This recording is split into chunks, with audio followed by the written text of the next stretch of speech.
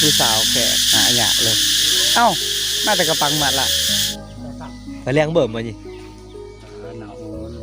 อาหารป่าได้นี่เลยเขาเต่าบันไดทุกคนเลยปัวจ้าทีได้ครัวมองฮัดแตกนายพานปลาเขาเจ้าเอาฟ้ากระตุกฟ้าโออิชิบวาสิเป็นฟ้าสติงป่าอีหยังต่างๆเขาจะมาลุ้น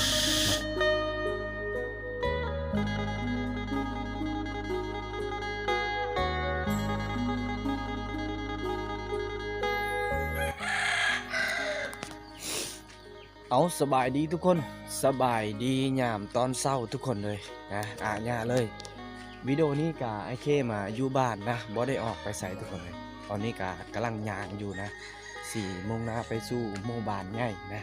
นี่เป็นหมู่บ้านไอเคเองนะกำลังย่างไปหมู่บ้านที่มีไฟฟ้านะไอเคกะไปสร้าง power bank ทุกคนนะไปสร้าง power นี่แหละซักอยู่เฮือนเขาเจาะเพราะว่าอยู่บ้านไอเคยังว่าท่านมีไฟฟ้านะตอนนี้แบตเตอรี่ power bank ก็จะหมดตูดแล้วทุกคนเลยนะหลังอย่างเลยนี่แหละหมู่บ้านไอเคคือทางล่างนี่แหละบรรยากาศหมู่บ้านนะทุกคนวิดีโอนี้ก็คือว่าแล้วทุกคนบ่ได้ออกไปใส่ช่วงนี้ทุกคนบ่มีรถบ่มีตังค์ไม่มีเงินนะก็เลยอยู่บ้านนะเดี๋ยวจะให้ทุกคนได้เบิ่งบรรยากาศในระหว่างการย่างไปหมู่บ้านเขาเจ้านะถ้าว่าขี่รถกะ2 นาทีบ่ฮอด2 นาทีซ้ำทุกคนนาทีหนึ่งกะสิฮอดหมู่บ้านเขาเจ้านะแต่ว่าย่างนี่กะ3 นาทีนะถ้าว่าช่วงเลี้ยงควายกะแถวๆนี้อาจจะมีหญ้าเต็มไปด้วยนะในวิดีโอเลี้ยงควายไอเคกะจะแถวๆนี้แหละไอเคสิเลี้ยงควายนะทุกคนเลี้ยงควายแถวนี้แหละ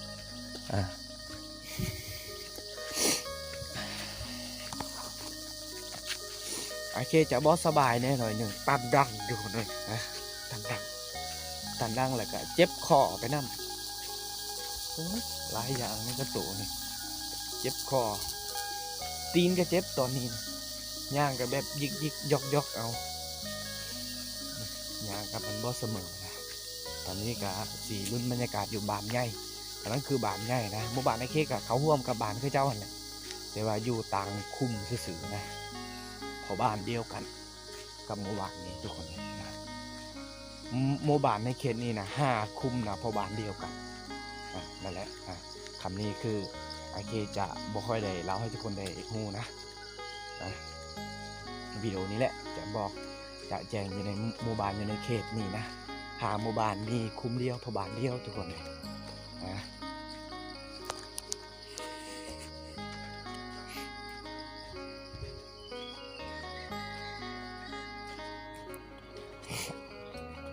เมื่อคืนนี่ฝนตกแต่ก็มันตกบ่แห้งมันจะเฮ็ดให้ให้นั้นกับบ่ได้ออกนะบ่ได้มีเสียงกบเสียงเขียดนะทุกคนมันตกบ่แห้งตกบ่หลายพอดีเปียกอันนี้ไปหายิ่งในคักได้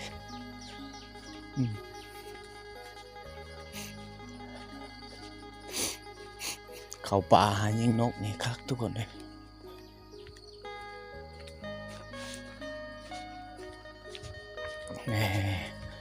มันก็หอดบ้านแล้วเสียงไก่คันก็หอดบ้านไอเคถ้าว่าไก่คันอยู่บ้านไอเคก็หอดบ้านนี้ทุกคน300 เมตรซื่อใครแน่ดินมันจะเปียกสุ่มๆให้จังหน่อยหวยตัวนี้ถ้าว่ายามฝนมีน้ำไหลตลอดนะแล้วก็มีขี้ต้มมันจะเฮ็ดให้เฮาขี่รถไปมาอย่างนะมีขี้ต้มหลายแต่ว่าโซนนี้นำไปได้บ่ได้มีขี้ต้มโซนนี้นะ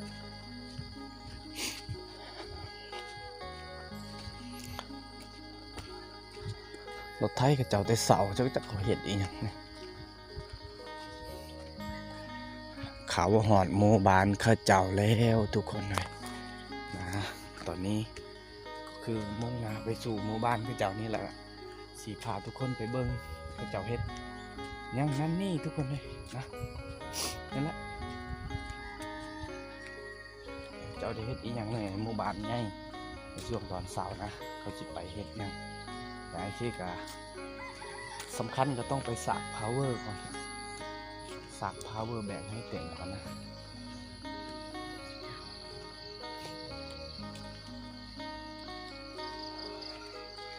หมู่บ้านมีไฟฟ้ามันต้องมีเสียงเพลงแล้วก็มีเสียงเพลงแล้วก็จะมีเสียงนั่งยังนั่นนี่นะเขากบไม้กบยังนี่แหละทุกคนแล้วสียางไปทางนี้นะมันเป็นเฮือนที่เฮือนไอ้น้องไอ้เขตที่เคยสร้างมาตลอดมา 3-4 ปีตั้งแต่เขาเจ้ามีไฟซักที่เฮือนเขาเจ้านี่ตลอดถ้าว่านับเป็นเงินนะก็หลาย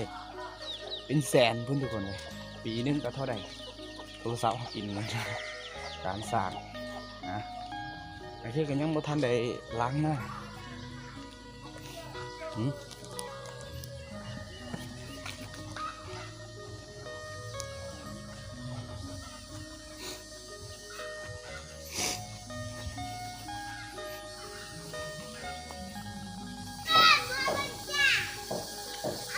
จะเตี้ยจอนหน่อยเบิ้ลข้าเจ้าติดจักรจันทร์เบิ้ลลงจิตติดจักรจันทร์แต่เสาโอ้เบิ้งเนี่ยโอ้แบบนี้ทุกคนเลยมันติดโอ้ง่ายๆเหรอโอ้ยบักนั้นเด้ไม่เบิ้ลเตจอนเขาติดง่ายๆได้ทุกคนเต้นั่นวิถีชีวิตตอนเช้าแล้วเขาเจ้าจะเฮ็ดแบบนี้แหละสำหรับเด็กน้อยนะเด็กน้อยที่ดุนะทุกคนดุเต้นหน่อยน่านั่นก็ได้แล้วโอ้ได้แล้วบักจอนมึงก็ได้แล้วเนาะตัวหนึ่งติดจักจันนี่ก็เป็นเฮือนห้างที่บ่มีคนอยู่เขาจะเลยปะไว้แบบนี้กกม่วงเจอเบิ้ลนะคือแร่เตียร์เบอร์มะนำเจอจอนพี่มอนไม่ติดตีมอนเลยมันจะอยู่กกสูงมันบ่ได้อยู่ต่ำเลยทีมงานใบกระถ่อมตีทางเลยกี่ว้าวอัดสีหอด10 ปลายเมตรเอ้ยตีเนิมสูงโพดทุกคนมันจะเอาบ่ได้นี่ตะก่อนสูงโพดเอาพอดีนะประมาณ 5-6 เมตรเฮาสิติดง่ายทุกคนถ้าว่าสูงกับมันบ่ได้เทียงมันบ่ได้เสมออันนี้เจอเบิ้ลไหมแต่แรกประจันมาเบิ้งเด็กน้อยติดจักรจันทร์นี่แหละเอื่อยเพิ่นได้ตำหูกแต่เศร้าเลยเต็มลื้อทางเลยสดไอ้กี่ฮะนี่อันนี้บอลเขาปั้นหลอดเขาเอิ้นมาปั้นหลอดภาษาไอเกว่าปั้นหลอดขั้นตอนใกล้สิสุดเลยได้ฮะทำได้เลยบ่อยว่าไงเนี่ย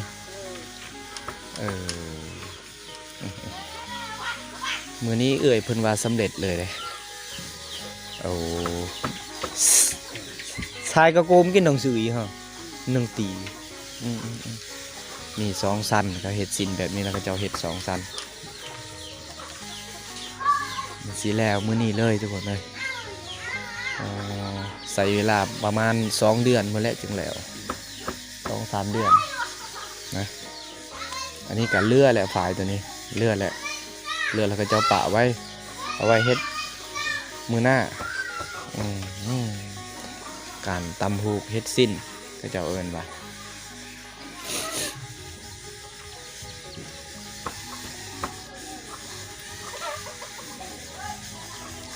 ตอนเช้า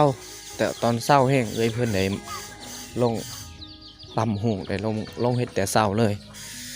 เอาอีกหน่อยจุอันนี้ยังบ่เลิกกับจักรจันทร์หาติดจักรจันทร์ก็ได้เช้าเอามาเป็นอาหารเช้าเลยบ่จักว้าวเนี่ยบัดนี้ตามจานนะตัว คุณป้ายองเฮียนป่ะวันเดียวป่ะวันจันทร์เนาะวันจันทร์วันจันทร์แล้วสิไปห้องเฮียนแกละเดิงรอนะเจาะกล้วยป่ะเอาอีกอุ้ยชะมุยถ่ายดอก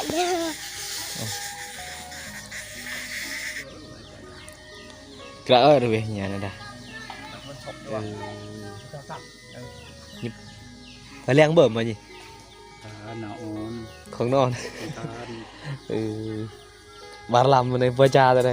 คันนี้ก็เขาก็ไว้กระก็กดเบะจ้าสำเร็จหูเตี้ยกว่าน้องเมื่อกี้เราดูเว้ยได้อย่าบอกกันเลยงั้นดูตัวเรียวิชุนยอดกระตังตัวเรียอ๋ออึ่งอย่างนั่นเลยอันไหนก็ต้องเป็นเป้งหิงกันเลยโปรดปีกว่าลงเมืองพีดโลแซน8จะได้ประมาณแซนซาวเว้ยนี่น้องเป้งน่ะ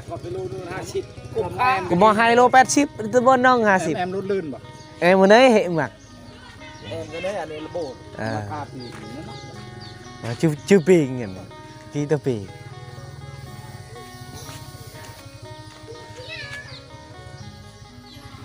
ผู้สาวสิไปลิ้นโทรศัพท์อาหารท่านนี่โว้พองในรู้ไหมอันนี้อาการเท่าตัวเรียงมานี่ห่างการ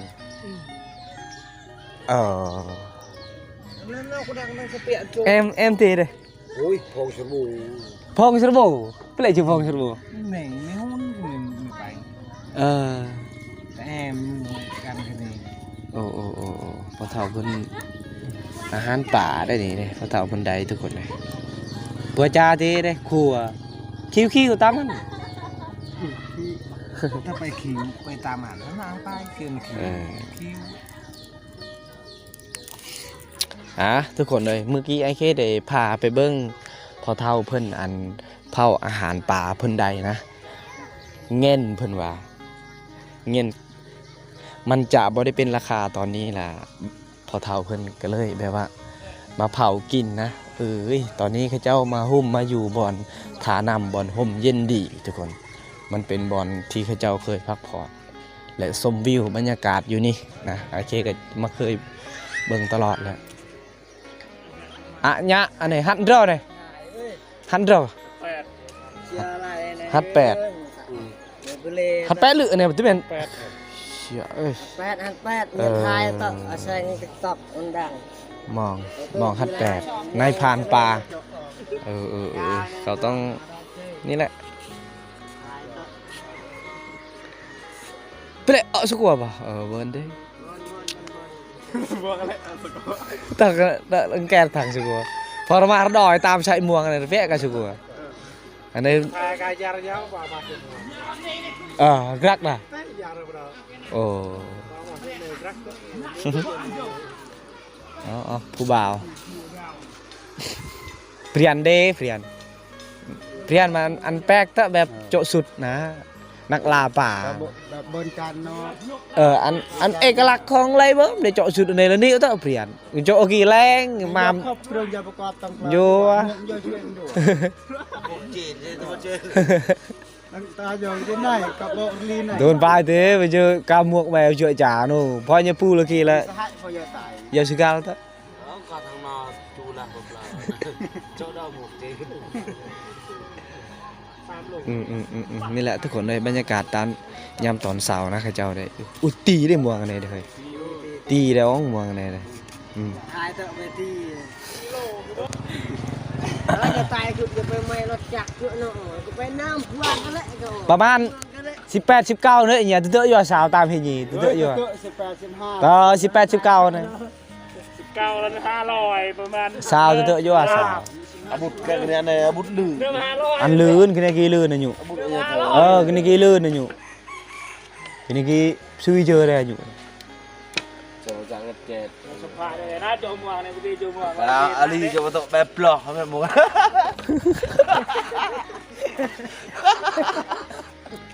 ไอ้เอ้ยฟังเงินเลย เอามัน พลาดอย่างนั้นมา ช่องปูม่วงมาดิเขาก็ไกลมานำ bừa cả รอเบิ่นจาเลยม่วงกันได้เลย coi tèo ông cầm tài chắc Giờ bắt đầu tôi mam bar cho. rì vào chỗ xa lại chỗ phân bầu โป่ยืมบือด่ะ còn ตอนนี้เขาเจ้าลงมองแล้วในยามตอนเช้าแล้วเขาเจ้ามายืนอยู่จุดนี้แหละทุกคนเลยนะ ยืนจุดฐาน้ำหมู่บ้านเขาเจ้านะถ้าว่าไผที่มาบ้านนี้ก็จะบ่ได้ผ่านอยู่จุดนี้ทุกคนเลย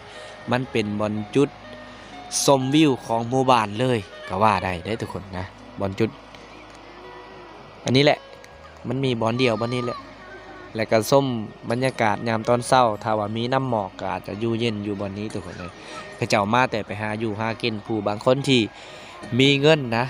มีเงินมีค่ำก็ต้อง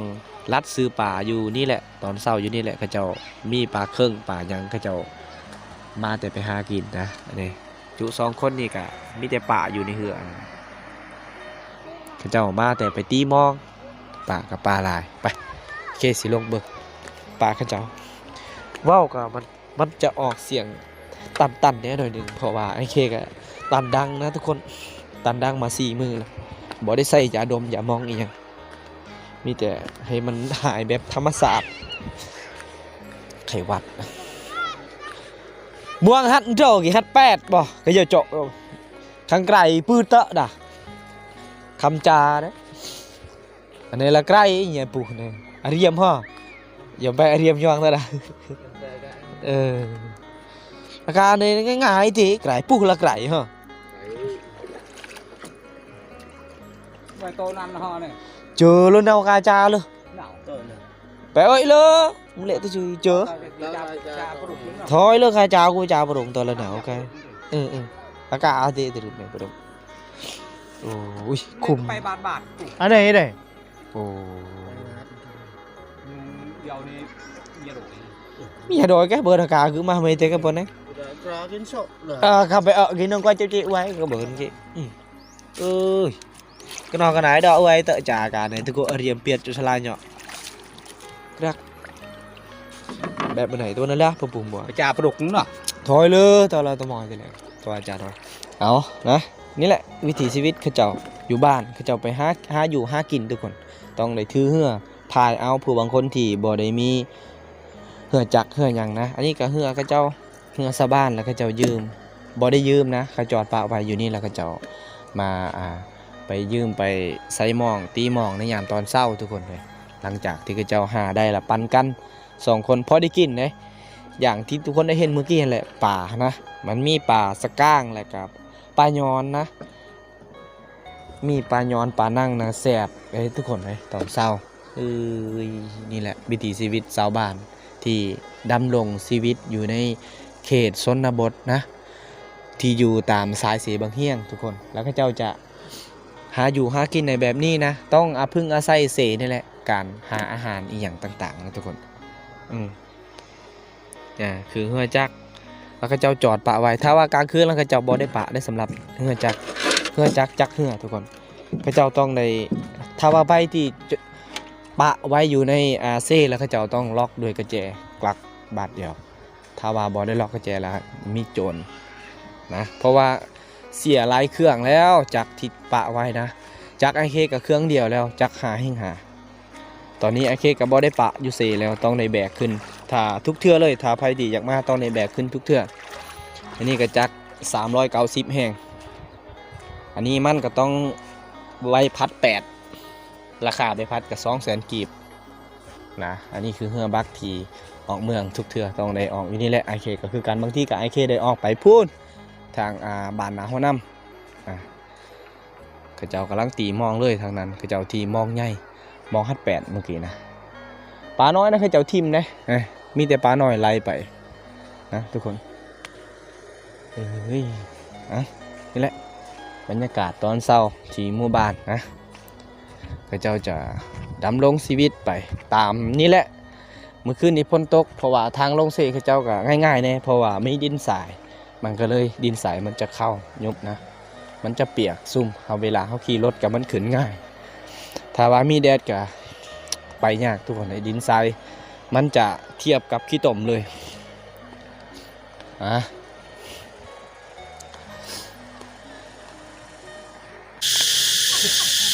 สอนรถทีบเองเป็นไหมเอา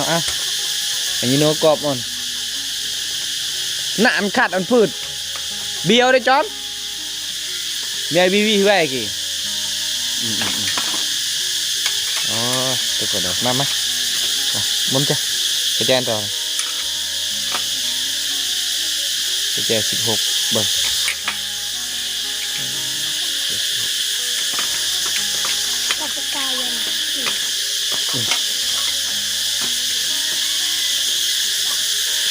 ซ้อมรถจักรยานให้ลานสายบนแน่แบบนี้ไปบ่น้องเนาะกะอันจะพึ่งกิ๊กนะอันไหนดาวอันจะพึ่งแค่อะไรกันไอ้เหี้ยเทว่าให้ซ้อมตลอดรถอันตรึมในซ้อมบีกโอ้ยขันนรอจุยามประดงตะกามุดเหรอกามุดจุบไหนโอเคบ้านนี้เรียบร้อยขี่ใส่ผู้สาวรถเห็นผู้สาวเราต้องได้ยะรถกาวเลยกาวลงชิบะไหม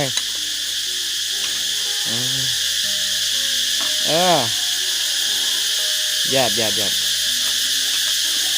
จะเตี้ยใช่เหรอ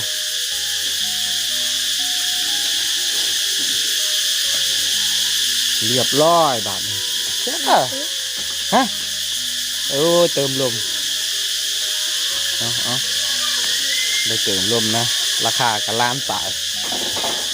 ลายกีบนี่แหละเงินกีบลาวทุกคนรถจักรยานนี่ขายอยู่ห้างนะเขาจะเอาไปซื้อตอนนี้ต้องได้เติมลมสางน้อยแปลงรถจักรยานสูบเบิ่มเลยเลี้ยวไปเลี้ยวมาได้เห็นจักรจันทร์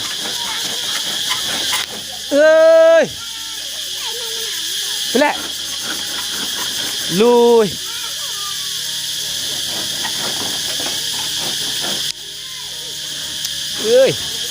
แล้วบัดนี้มันอยู่ช่องโตเดี๋ยวนี้มันติดกันช่องโต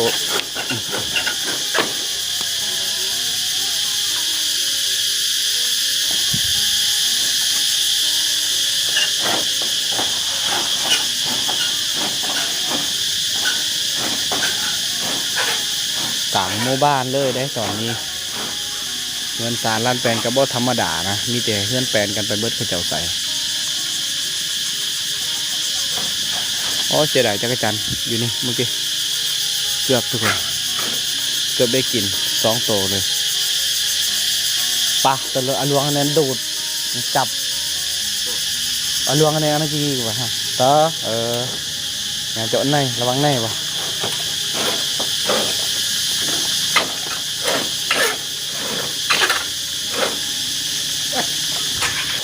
มาผ่านไปหลายนาทีตอนนี้มาเบิ้งไม้แก่นหรือว่าลักแก่นไม้แดงเขาเจ้าตัดหามาแต่ดงแต่ป่าแล้วเขาเจ้าสิเอามาเฮ็ดหัวออมยั่งนี่แหละทุกคนเลยตอนนี้เขาเจ้าเลยกองป่าไว้อยู่บนนี้นะถ้าว่าซื้อกะตกอยู่หลัก50,000กีบนี่แหละทุกคนนะเขาเจ้ามากองไว้อยู่ตะลางเฮือนเลยว่าอยู่ป่าไว้ติดกับเฮือนเดี๋ยวนี้นี่มันจะเป็นราคาทุกคนเลยคือว่าแหละหลักเขาจะเอาแก่นอย่างเดียวเลยหลักนึงตกอยู่50,000กีบนะอันนี้นะเขาจะดับเบิลได้ขายแล้วเขาจะมาใส่เองเขาจะใส่เองเลยน้ำมาด้านที่โยกเอาแต่ว่าน้ำมาด้านเขาเจ้านี่เขาจะใส่ส่วนตัวนะน้ำมาด้านใส่ส่วนตัวทุกคนหมู่บ้านมันอยู่ในกลางหมู่บ้านถ้าว่าสูบก็ออกโลดโยกไปก็ออกโลดได้เลย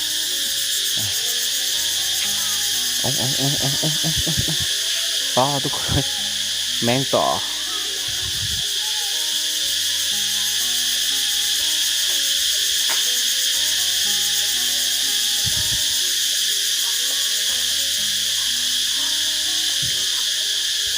นี่แหละเฮือนสารหน่อยหลังคานะหน่อยหลังคาที่บ่ได้มีเฮือนแปลนสำหรับหมู่บ้านกระเจ้านี่นี่แต่เฮือนกระเจ้านี่แหละอย่างบ่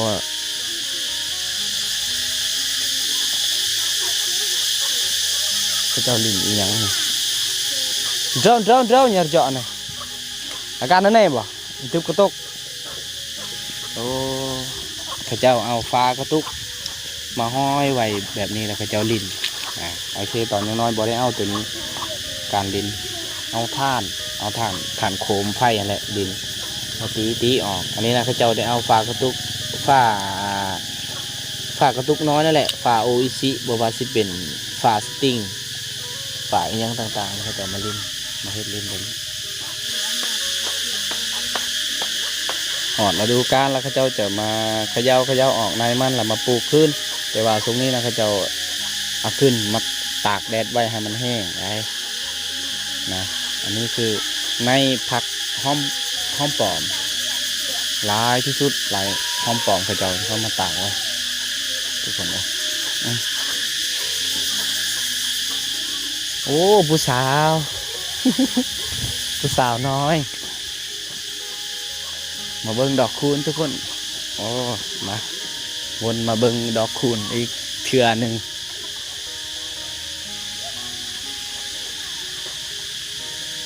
ให้เราประกอบพิงเหรอเห็นอะไรเงี้ยประกอบพิงเหรอให้เหรออ๋อบ่เมียบ่เมื่อกี้บ่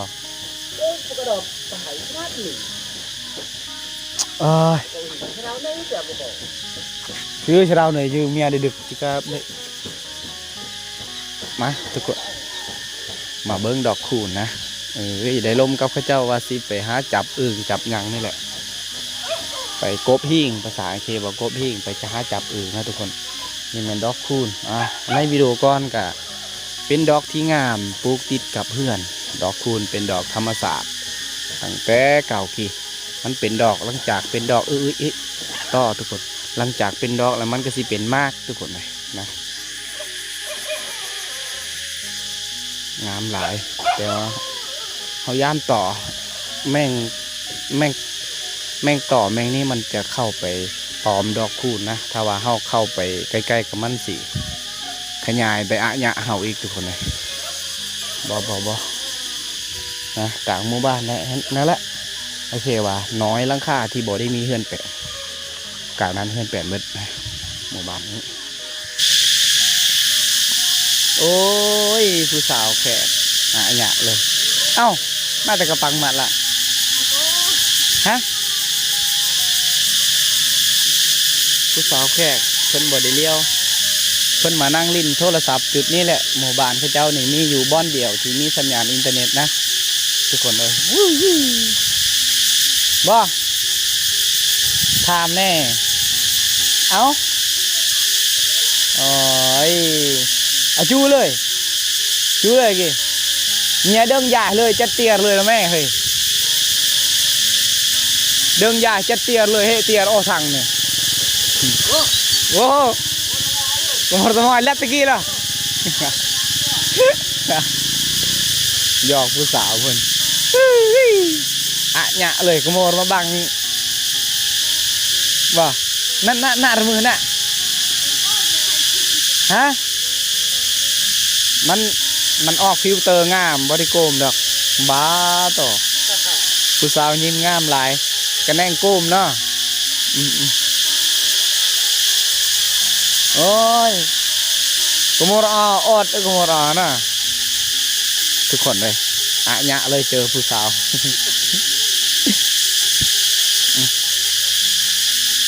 วนมาที่เดิมบ้องเก่ามองเดิมทุกคนแล้วข้าเจ้าจะเฮ็ดอีหยังนี่โอ้สร้างเอาวิถีชีวิตยามตอนเช้าโอ้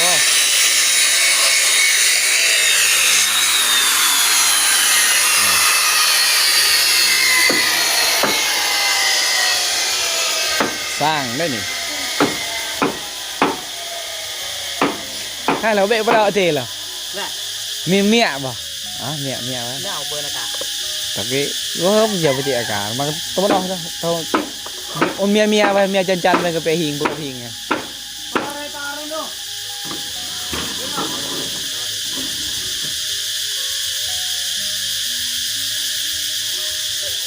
เมื่อไหร่เสียงเพลงตื้ออยู่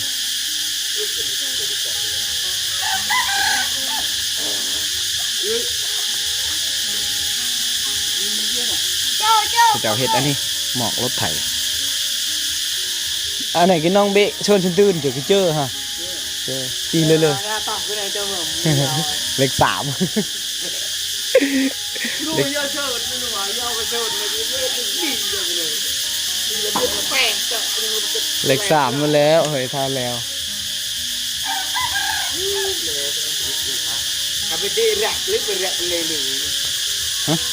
เตะไอ้ปรับมันจะเตะดอก ตาไหนตา นัดเตะมาปลา โจเอ็ดเปลี่ยแล้วไป เปลี่ยไป เอ็ดเปลี่ยไม่ไปเอ็ดกันไหน จักจี จักจีระเบิดขบวนจักจีระเบิดกว่าระได้จักจี จักจีง่ายกว่า มาไกลกาตาเนี่ยพูดถึงว่า ตาให้กันเบอะจีก่อน เบิ้ลจักจีเนี่ย คุณขี้แบ่อันนี้คือเจ้าก่อไว้เพราะว่าดินมันจะลงอยู่ทุกเถื่อทุกปีทุกวันนะแล้วคือเจ้าจะทมให้มันเตียงตัวนี้สบายกับเพื่อนอายกันเลยนี่แหละทุกคนในไอเคได้ว่านะเฮือนคือเจ้านี่ส่วนหน่อยมีเฮือนมุงหญ้าบ่มีเลยมีแต่เฮือนแปดนี่แหละ